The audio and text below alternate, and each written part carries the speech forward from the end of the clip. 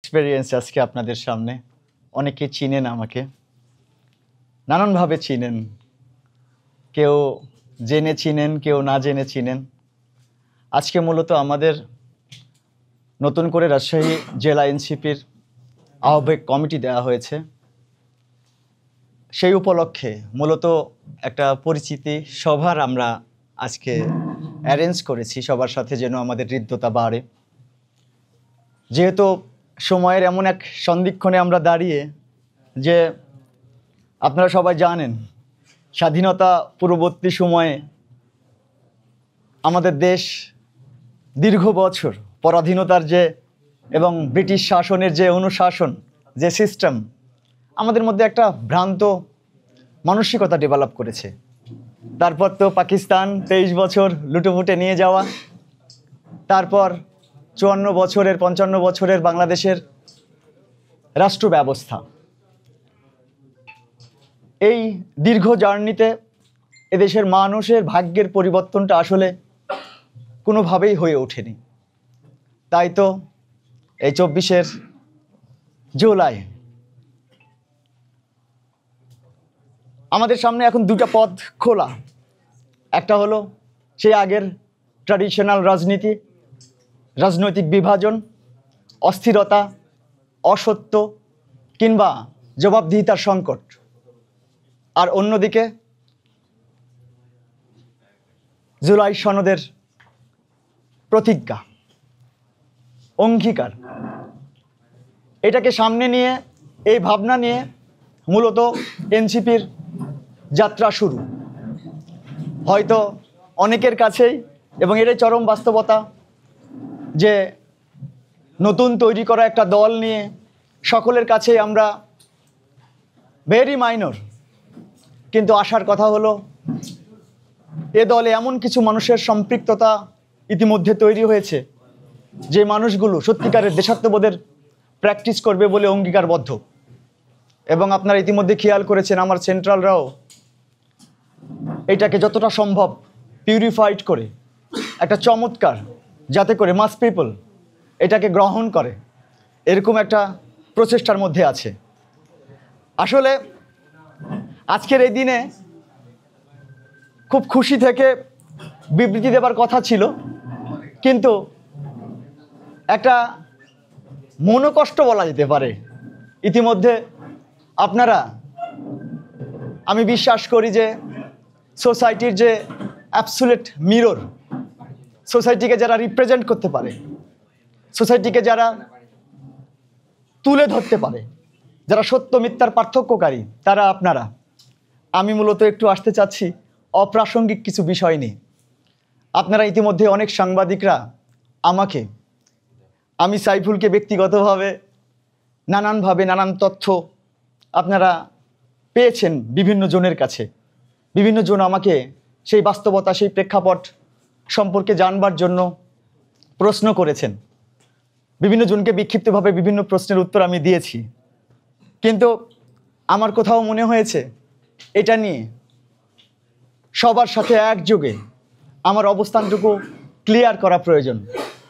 আপনারা জেনে থাকবেন কিছু ছবি, কিছু ভিডিও, যেটা এখন রাজশাহীতে ফোন একটু স্ক্রল করলেই দেখা যায়। আমি অনেক আগে একটা ফেসবুক স্ট্যাটাসের মাধ্যমে আমার অবস্থানটুকু ক্লিয়ার করবার চেষ্টা করেছিলাম। আমাকে সবাই বলতো যে ভদ্র মানুষদের জন্য বাংলাদেশের রাজনীতি না। আমি কোথাও ভীষণ রকমভাবে চেষ্টা করেছি যে এগুলোর প্রতি উত্তর না দিয়ে, এগুলো নিয়ে কথা না বলে, সত্য সবসময় তো শাশ্বত, সত্যের নিজস্ব একটা পাওয়ার আছে, সেই পাওয়ার সকলের কাছে একদিন না একদিন উন্মোচন হবেই, এটার জন্য অপেক্ষা করেছিলাম। কিন্তু সত্যের গতি যে এত স্লো, এই স্লো গতির কারণে আমাদের মতো সাইফুলকে সারাক্ষণই ভীষণ রকম টায়ার্ডনেসের মধ্যে দিয়ে যেতে হচ্ছিল, এখনও যেতে হচ্ছে। আজকে আপনারা যদি আমাকে একটু কষ্ট করে শুনেন, এবং শুধু সাংবাদিকতা না, সাংবাদিকতার বাইরে আপনারা তো মানুষ, আপনারা জাজমেন্টাল। আমি চাই আপনাদের মাধ্যমে এই চলমান যে নানান রকম ঘটনা চলছে সেগুলো সবাই জেনে ফেলুক, সবার জানা উচিত। আমি প্রসঙ্গে আসি, আমাকে নিয়ে এত বেশি অ্যাডজেক্টিভ দেওয়া হয়েছে। আমি আওয়ামী লীগের দালাল, পরিকল্পনাকারী, অস্ত্র কিনা বেচার ডিলার, আমি মাস্টার মাইন্ড। আমি এসব দেখে শুধু হতভম্বই না, আমি নিজেকে খুঁজে বেড়ানোর চেষ্টা করি যে আমি কোথায় ছিলাম, আমি কোথায় আছি। কিছু ছবি আপনারা দেখবেন, তৎকালীন সময়ের কিছু রাজনৈতিক ব্যক্তিবর্গের সাথে আমার ছবি। অনেকে বলবার চেষ্টা করেছে এগুলো ফেক কিনা, কিন্তু না, এগুলো সত্য। আই ওয়াজ দেয়ার। ঘটনাটা কমপক্ষে 12 বছর আগের। আপনারা আমার সেই সময়ের ছবি, চেহারা, এখনকার ছবি, চেহারা দেখলে কিছুটা আন্দাজ করতে পারেন। ঘটনাটা ছিল এ শহরেই চৈতির বাগান নামে একটা জায়গা, যেখানে একটা শিল্প গোষ্ঠীর প্রোগ্রাম চলছিল। আপনারা যারা আমাকে চিনেন অনেকেই জানেন আমি টুকটাক উপস্থাপনা থেকে শুরু করে কবিতা আবৃত্তি, এটা আমি প্যাশনেট। আমি ছোটোখাটো কিছু প্রোগ্রাম চালাই, প্রাসঙ্গিক কারণে সেগুলোর সাথে আমার ভালোই ইনভলভমেন্ট আছে। সেই প্রোগ্রামে আমি একটা কবিতাও আবৃত্তি করেছিলাম, আমি সেখানে একটা পুরস্কারও নিয়েছিলাম। মজার ব্যাপারটা হলো সেই 1 যুগ বা তারও বেশি সময়ের আগের একটা ছবি খুবই শখ করে, খুবই অ্যাজ ইউজুয়াল অ্যাপ্রোচে তোলা ছবিকে ফ্রেমিং করে আমাকে দারুণভাবে ম্যানিপুলেট করবার একটা চেষ্টা তৈরি হয়েছে। তারপরে আসলো একটা ভিডিও। আচ্ছা, আমি একটা প্রশ্ন করি আপনাদেরকে। আমার দৃঢ় বিশ্বাস সেই ভিডিও ব্যাপারে আপনারা সবাই অবগত। কতদিন আগের আমি সঠিক জানি না, আমার এক্স্যাক্টলি মনে নাই, কিন্তু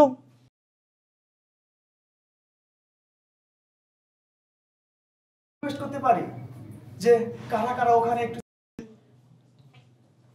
কেউ আছেন কি এখানে যারা ওই প্রোগ্রামে ছিলেন?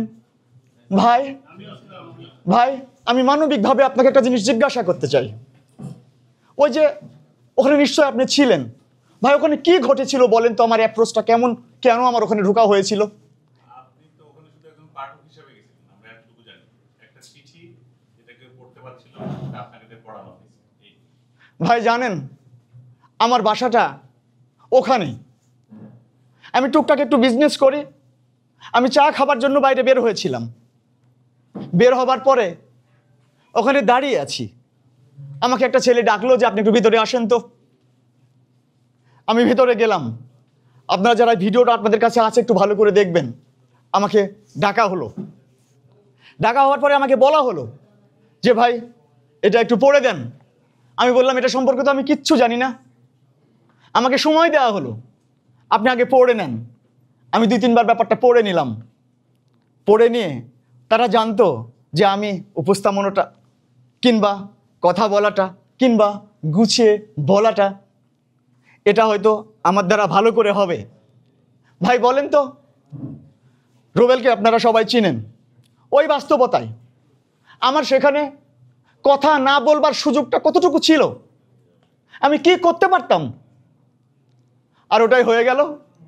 সাইফুল ভীষণই বাজে ইন্টেনশনের সাথে সম্পৃক্ত। আচ্ছা ভাই, আপনাদের মাধ্যমে যারা আমার এখানে মেম্বারও আছেন তাদের কাছেও আমার কোশ্চেন, সত্যি সত্যি আওয়ামী লীগ যে প্র্যাকটিসটা করে গেছে দেশে, সেই প্র্যাকটিসের এগেনস্টে সারা দেশের মানুষ স্বাভাবিকভাবে সকলকেই এটা নিয়ে কথা বলা উচিত। বিষয়গুলো হলো, ধরে নেন যে আমি ছোট্ট ব্যবসায়ী, তো একটা সেন্সে আমি মেনে নিলাম যে আমি পাওয়ার খাটিয়ে এটা সেটা করে আমি বিজনেস ডেভেলপ করিয়েছি। আচ্ছা, এখন তো প্রযুক্তির যুগ, আমার তো ফোন আছে, আমার তো নাম্বার আছে, বাংলাদেশে তো আইটির সেক্টর আছে না? কে কার সাথে কথা বলেছে না বলেছে, ডিজিএফআই আছে, এনএসআই আছে, এসবি আছে। প্রত্যেকটা উইংয়ের কাছে একটু চ্যালেঞ্জ আমি যদি করতে চাই, আপনারা একটু তথ্যকে সংগ্রহ করতে পারবেন না?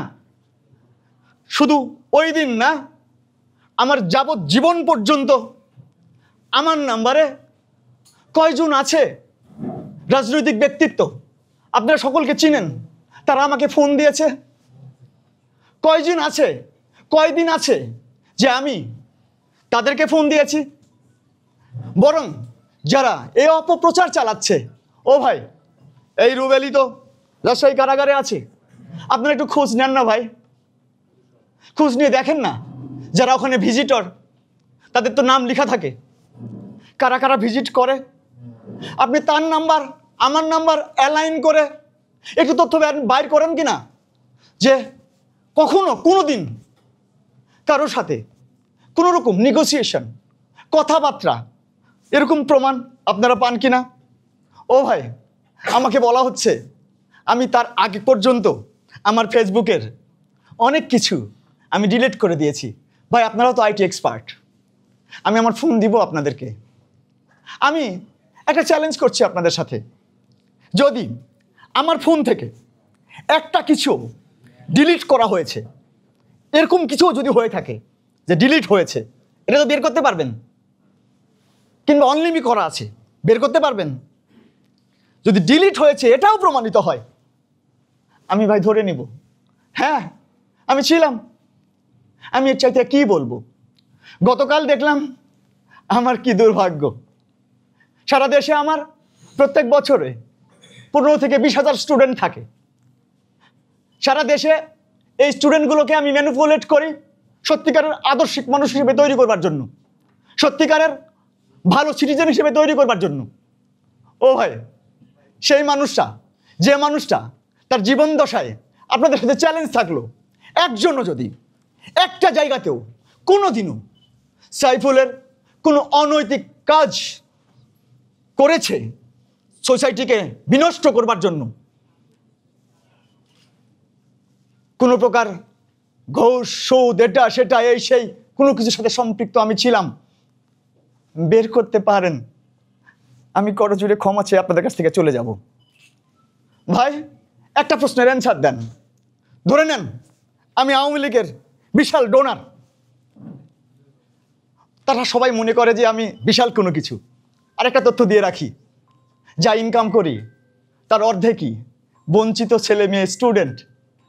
আপনারা জিজ্ঞাসা করবেন, আমার একটা জায়গায় যদি 5 জন স্টাফ লাগে আমি তো 40 জন স্টাফ রাখি, তারা স্টুডেন্ট, তারা যেন অন্তত ভালো কিছু করতে পারে এটার জন্য। ও ভাই আমি তো টায়ার্ড হয়ে গেছি দেখতেছি ইদানিং, ভীষণ রকম টায়ার্ড। ধরে নিলাম আমি আওয়ামী লীগের অর্থদাতা কিংবা হাই প্রোফাইল, আমার এই ছোট্ট কোচিংটা আপনারা জানেন, নিউরন নার্সিং কোচিং 19 বছর ধরে আমি চালাই, 61টা জেলায় আমার ব্রাঞ্চ আছে। লাস্ট 5-6 বছর থেকে এই একই কোচিংয়ের নামে রাজশাহী সিটি কর্পোরেশন আপনারা খোঁজ নিয়ে দেখবেন, আগে পরে কিছু যোগ করে কিংবা হুবহু কমপক্ষে 60টা কোচিংয়ের ট্রেড লাইসেন্স দেওয়া হয়েছে। ও ভাই আমি তো ভীষণ সক্ষম,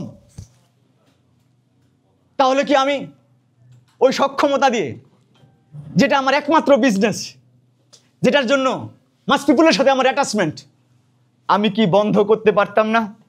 সিটি কর্পোরেশনে কমপক্ষে 30 বার আমি অ্যাপ্লিকেশন করেছি, আমারটা রিজেক্ট হয়েছে। ও ভাই কখনো তো কারোর কাছে রিকোয়েস্ট এটা সেটা, আমি তো আসলে অযোগ্য, কিন্তু কি একটা অদ্ভুত ব্যাপার ঘটে গেল। এনসিপির যারা সেন্ট্রাল লিডার তারা কোথাও খুঁজে পেল এই এনসিপিকে রিপ্রেজেন্ট করবার জন্য, এই এনসিপিকে মাস পিপুলের জন্য, মাস পিপুলের কাছে পৌঁছে দেওয়ার জন্য এমন একটা লোকের দরকার, যে লোক কিনা ভালোবেসে সত্যিকারের দেশাত্মবোধ শিখিয়ে দেশ যে জনগণের তা বোঝানোর জন্য দৃঢ় ভূমিকা পালন করতে পারবে। এরকম করে আমাকে প্রভোক করলো, আর যখন প্রভোক করলো ঠিক তখন কিছু একটা মহল খুবই ইন্টেনশনালি আমাকে বিব্রত, আমাকে ছোট করা, আমাকে নানানভাবে হেয় প্রতিপন্ন করবার জন্য নানান প্রক্রিয়া আপনারা দীর্ঘ লাস্ট 6 মাস ধরে দেখে আসছেন, সেটা চলছে। মজার ব্যাপার হলো আমি তাদেরকেও ফোন করে করে সরি বলি, ও ভাই আপনি কি সত্যি এগুলো বিশ্বাস করেন? জানেন কয় বিশ্বাস করি না, কিন্তু ওটা আবার সে করায়। এই যে কালকে আমার নামে ছবিটা নিয়ে সেই ছবিটা পুরানো হচ্ছে। কিছু ছেলে পেলে যারা এই জুলাই আন্দোলনের সাথে সম্পৃক্ত ছিল, ওদের প্রতি আমার কোনো অভিযোগ নাই। আমার দৃঢ় বিশ্বাস, ওরা যদি সত্যটা জানে, ওরা যদি প্রপারলি ইনভেস্টিগেশন করে, তাহলে আজ যারা কে বা কারো সরাসরি ইঙ্গিতে আমার মতো সাধারণ সাইফুলকে ভীষণভাবে কষ্ট দিচ্ছে, তাহলে ওই ছেলেগুলা অবশ্যই অচিরেই, এটা আমার দৃঢ় বিশ্বাস, যে সাইফুল ভাই আমরা আপনার সাথে আছি এটা বলবে। এখন এই বলানোটা তো না ভাই আমি একা পারিনি, আমার স্বভাব নাই। দেখেন, প্রথমে আমি যুগ্ম সমন্বয়ক ছিলাম, সেখান থেকে আমাকে বানানো হলো প্রধান সমন্বয়ক, সেখান থেকে আমাকে বানানো হলো আহ্বায়ক।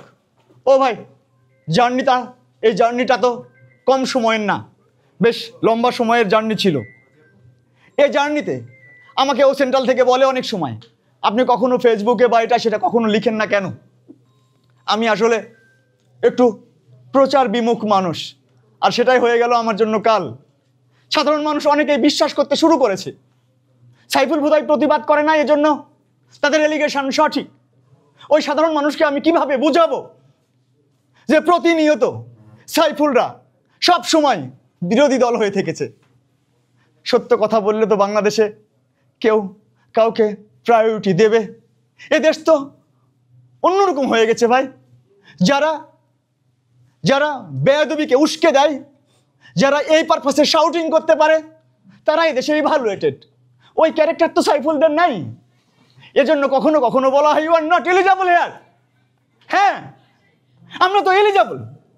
আপনাদের মাধ্যমে ওই মানুষগুলাকে আমি বলতে চাই, এই সাইফুলরা এলিজেবল। কিন্তু সেই এলিজিবিলিটির প্রাসঙ্গিকতা আমাদের মানুষ হয়তো এখনো বোঝেনি। কিন্তু আপনাদের কাছে আমার দৃঢ় রিকোয়েস্ট, যারা আমাকে শুনছেন, যারা আমাকে দেখছেন, এবং আপনারাও তো মানুষ, সাংবাদিকতার বাইরে আপনারাও তো জাজমেন্টাল। এই জাজমেন্ট থেকে যদি মনে হয় কখনো যে এই সাইফুলদের প্রয়োজন আছে রাজনীতিতে, যে সাইফুলরা শুধুই দেশাত্মবোধের জন্য কাজ করে, তাহলে ভাই আপনাদের কাছে আমি সহযোগিতা চাই। এদেশে অসংখ্য সাইফুলরা যেন অন্তত মিনিমাম আপনাদের কাছ থেকে সাহস পায়। আমি দৃঢ়ভাবে বিশ্বাস করি, যারা এই ইন্টেনশনে সম্পৃক্ত আছে, তারা হয়তো অন্য কোনো রাজনৈতিক প্ল্যাটফর্মকে বা তাদের প্রেসক্রিপশানে